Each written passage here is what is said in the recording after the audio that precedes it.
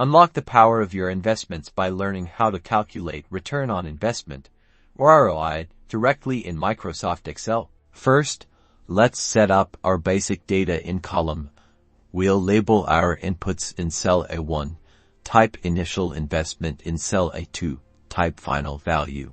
Now, let's enter the core numbers in cell B1, enter the amount you initially invested in cell B2, enter the final value of that investment. Our next step is to calculate the profit in cell A3, type profit in cell B3. We'll create a simple formula to find the difference between our final value and our initial investment. This tells us how much profit we've actually made. Finally, to calculate our return on investment, or ROI, we'll need to know the profit relative to the initial investment in cell A4. Type ROI percentage in cell B4.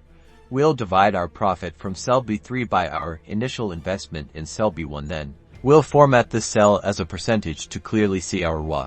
And there you have it. With just a few simple steps and formulas in Excel, you can accurately calculate your ROI. This powerful metric allows you to compare different investment opportunities and make smarter financial decisions. Mastering ROI calculation in Excel is a game changer for anyone looking to analyze profitability. For more tips like this, be sure to like and subscribe.